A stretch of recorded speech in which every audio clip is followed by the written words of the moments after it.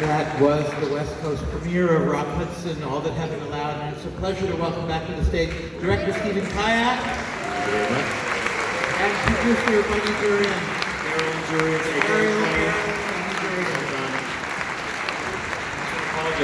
When I had that vodka-induced brain freeze, I remembered now what I was going to say. I was sitting in the middle of this auditorium during Rocco and his brothers, and Alan DeLon leaned back and his armpit filled the screen. And there was a blackout in the whole city, and someone in the audience went, "Ooh, too hot for that screen, honey." Like indelible memories in this room, over and over again. Anyway, well, you've created thanks for sticking around. You created another indelible memory with the film. Thank you. It's a beautiful, touching tribute. Thank you. Thank you for being such an attentive audience.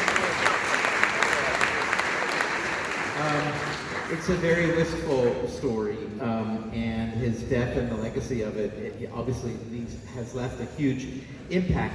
But I'm wondering what your first angle into this was. Have you always been fascinated by Rock Hudson? How did the opportunity come to tell his story? You know, it's a little banal. I mean, my producers that I work with, we work with a great producing team in the UK, and they had developed it, and it was titled Rock Hudson, the Accidental Activist. And they brought it to me and asked me if I wanted to get involved. And of course I did. It was a great epic story, but I thought the title was a little limiting and slightly deceiving in that, yes, it's very accurate in terms of a part of his story, but also having come of age in the shadow of AIDS and ACT UP and everything, I didn't want in any way to sort of steer the conversation away from the actual activists who were like on the front lines of the struggle in the early days of the crisis, as well as I thought it's a much broader story. So I was obsessed with the movies first. I think we get that from the film you made. Yeah. So many good movies, so many we had to leave out, but that was really it, you know. And then we worked with the author Mark Griffin, who you hear in the film, who wrote the great recent biography of Rock, All That Heaven Allowed, which was rich with detail and research and tape-recorded interviews. Thank you for bringing that up, because that's So what we hear, particularly in the first half hour, these recorded interviews, were his research interviews for the book, or? Yeah, Bunny and I do a lot of the research by hand. Do you want to maybe comment on Mark's bonanza of material? Yeah, for sure. I mean, we did our own interviews also. To get it really close up. I hope you can hear us on stage. And yeah, if you can.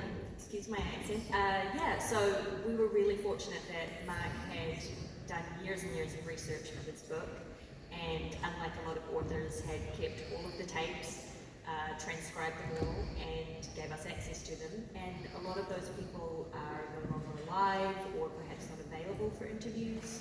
So that was one of our big starting points to tell the story. Yeah, it's remarkable.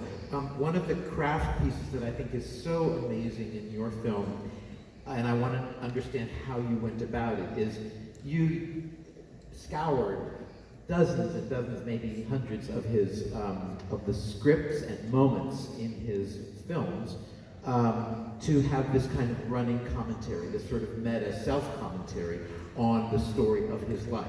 How the hell did you do that? You watch a lot of Rock Hudson movies. First, I have to, and he's in the thanks.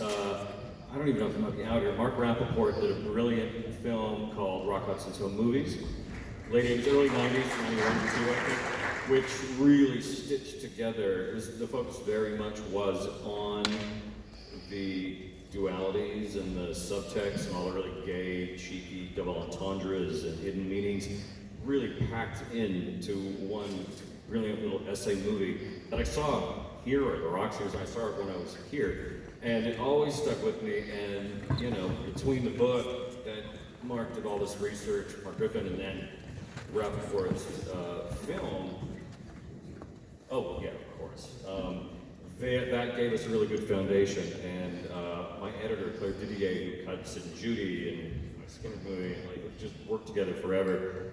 The two of us combed through every single movie, and she was really instrumental in helping to stitch things together and great little cuts, you know, taking it further than just exploring the double meanings. We also wanted to stitch movies together to let him cruise dudes in other films, you Yes, know, to that kind was- of that was create a little brilliant. fantasy queering of the cinematic space so he could call up sexy Rod Taylor in another movie and be like, let's hang out for coffee and, you know, just try Yeah, for those who weren't aware of those movies, that scene was not actually in the movie. It wasn't like an outtake. It's the date I would have loved to have witnessed. Rod Taylor. But yeah, an editorial marvel. Claire Dudier's contribution can't be understated. Yeah, congratulations. I don't, tell us a little bit about whether it's difficult to, when you've got a clip-rich film like this, are there still like rights issues and so forth that you need That's to a deal with? producer question. That's a funny question, yes. Yeah, for sure. I mean, we couldn't make documentaries without fair use, which isn't to say that we don't license a lot also, but yeah, clearing all that content is time-consuming and expensive for sure. I mean, Rock was obviously a Universal Films player, so a lot of the content we use is from Universal Films, and we did make a deal with them. But Rat's lawyer, so we're safe. Yeah. we're good. We're good. No worries. Yeah, it's an archival treasure trove, and I'm so impressed with how you stitched it together. One of the kind of through lines here, and one of the things that makes the film in a way a bit melancholy, is this sense of a kind of life missed out, and it's really hard. I guess I would like to know, for you, Stephen, did your empathy for him grow in the course of the film? Did your sense of judgment about him change? Because it's very easy for people, particularly who suffered during the 80s, to be mad at the missed opportunity of his not coming out as dealing with AIDS. But your film reminds us what the era was that he came out of. So I'm wondering what your journey with his decisions has been. Yeah, well, I mean, I didn't really have any perception of it until we really started, and we did all the research and talked to people that knew him. I think Armistead's interview is wonderful. Our friend Ken Malley is also here tonight. Hello, Thank you, Ken. Thank you for your memories. I think between Ken and Armistead, they really helped put that moment into perspective for us. And yeah, I mean, it's a complicated question, but in a way, the film for me sometimes is almost more about the idea of Rock Hudson, because he is a bit of a blank, you know what I mean? And it was even being written about in the 50s and 60s, the worst interview in Hollywood. He gives nothing of himself, and you think, is there a self to explore? But like, you know, they said that generation was so shut down, and just, they didn't even think, come out, what the hell for? I mean, he's a bit of a square too. I mean, you know, Rock's not cool by him, and you know, he was a square. He was a very conservative dude, cisgender, white, rich, successful. Republican. What does he have to put on the line, you know? So it's less the fact that we can go, he was aware of what was happening, he wasn't. It's really just what happened on the other side of it, and the fact of it, and what other people did, like Elizabeth Taylor, thank you, for taking over and pushing things after the fact. Using that momentum, I think, is really important. There's also a question really that comes up. We like to think of his life maybe as being frozen in amber, that he was a product of the 50s who died in the 80s. But there's still a closet. There's still a closet in the field that you work in. So I'm wondering, yeah. So I'm wondering if you can talk a little bit about that. Is there an object lesson to be learned from this? What is still prevailing in the industry that keeps still a lot of actors from coming out, or coming out too much, or only taking one gay role but then they can't take another? What is? I don't know, we make documentaries. I don't even have to ask some of those famous actors of whom you are referring. You know who they are. I really, I think it was interesting. I was doing an interview with a new show that focuses on HIV positive people and you know, living with AIDS, HIV and all that stuff. And you know, you were just discussing, I think about that representation. Like, do you see positive images of positive people in media? Like, there are certain black holes that are still, you know, haven't Yeah. really been filled and are still a little taboo. It's ridiculous, Yeah, really. well, for example, Billy Porter, who will be in our film, Thank Our Son, coming up goodness, on yes. Saturday, talked about him up here. He's, here's an out, gay, queer as F performer, still saying there was an HIV closet that he needed to come out Completely. from. I mean, publicly. Pose Yeah. was brilliant, but 3 seasons, and I mean, where are the other shows? Right. I don't know. We make that. Um, You don't pay us. Tell us about the journey of this film. We've had the West Coast premiere here. Folks who want to see it will be able to watch, I guess, on HBO pretty soon. On yes? Max, whatever Max, that is. sorry. I don't know. Yeah. I did not say HBO Min, HBO Max. I mean, you pick. We debuted in Tribeca. We just were at Provincetown, which was a lot of fun. And John Waters came to see it. It's probably the best thing that ever happened to me in my entire life. And now we're here. Yeah, in a couple of days it'll be streaming for all the good June subscribers. 28th, it's on June Max. 28th. June 28th, so pretty soon.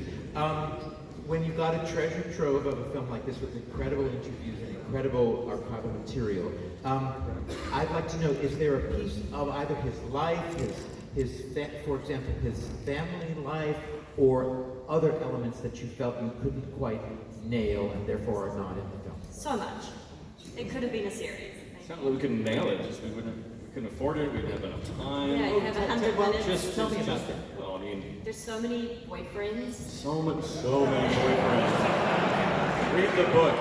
No, I mean, the Mark Riven book is great, but the book about Henry Wilson, the man who invented Rock Hudson, by Robert Hoffler, who is in the movie, so dishy, so Very cheeky, so well researched, and really great. I mean, The Ryan Murphy Hollywood. This is the sort of the Jim Parsons sort of. I mean, kind of. At least I saw parallels there. I feel like of any part of that thing, he was the closest to reality. I mean, that thing was a complete fantasy. It was wonderful, Yes, like right. great revisionist history, but it wasn't rock by any stretch. But it kind of got Henry right, although Hoffler was like, Jim Parsons was too mean. Henry was a skis bag, but he wasn't mean. He was a little sleazy, but he was a genteel, old school gentleman. Okay. Maybe. But, yeah, maybe.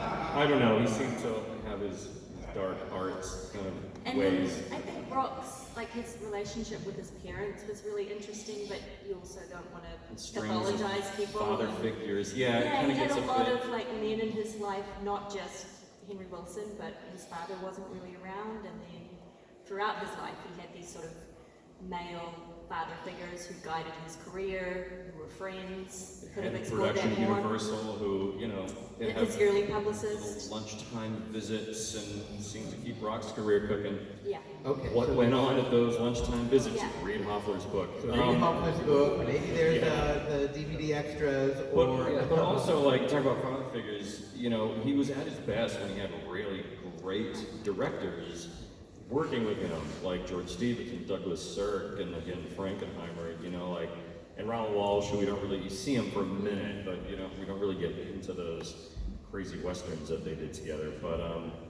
yeah, it's an interesting aspect of He had his a lot life. of lovely friendships with women throughout his life too, and generally I would just say that practically everyone we talked to just loved him as a person. They said he was generous, he was funny, he was fun to be around, he was great to party with, you know. So. Oh, yes. Well, that comes through very beautifully in your layered and nuanced and very touching film. So, Stephen and Bunny, Thank you. Thank you so much.